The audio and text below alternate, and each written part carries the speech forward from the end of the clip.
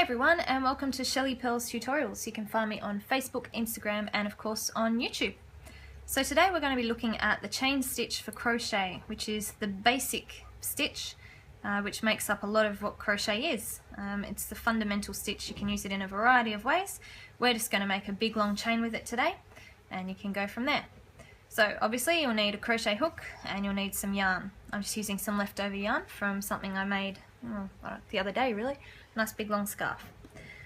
So we're going to have crochet hook in right hand and our waist yarn, so the tail end of the yarn, to the left side of our body.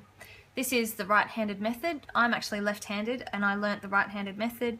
I can actually do either, but I actually prefer the right-handed method. I end up with more control over my stitches, whether it's just because what I learnt first or not, who knows. So first things first, we're going to make a slip knot, and that's going to start us off. So a slip knot, we wrap the wool around 2 fingers, make a hole at the back and pull a loop of it through. And we're going to slip that onto our needle, and it's an adjustable knot which is perfect for what we need. So don't pull it too tightly on the hook, just give it a little bit of breathing space. So with our waist yarn to our left of our bodies, with our left hand we're going to wrap our finger around the active yarn or the working yarn, and then we're going to grab the bottom of the knot, and then I use my middle finger to control the tension, and it gives me, well, it just makes it easy really to get the wool in the right place.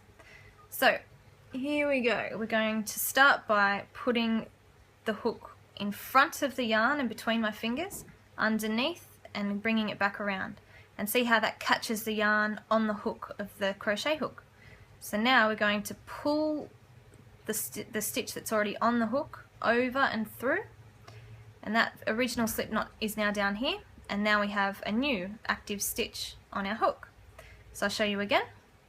Going over the top, between the fingers and around the bottom, and see how it catches in there nice and tight, or it's not going anywhere, and pull through. And we'll do it again. Wrap around, pull through.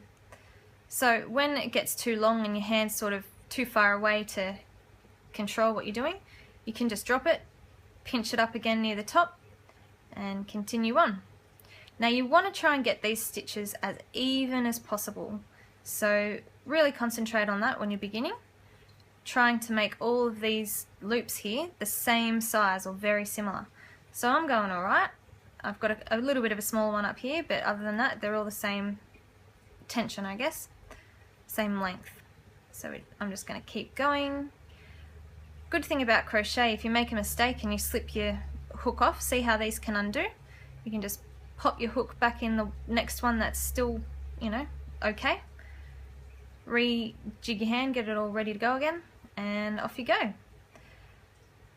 And it's pretty easy to count how many stitches are on your hook, because as you can see, when you hold it right side up, you can see all the nice stitches in line. Let's get that.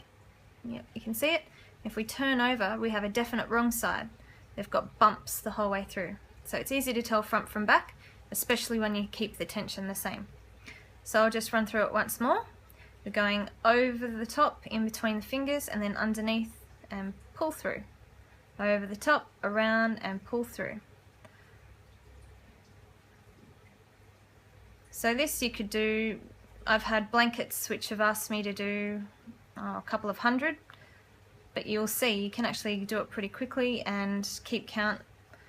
You can add stitch markers if you need for some really long lengths. Sometimes it gets a bit frantic really trying to keep count.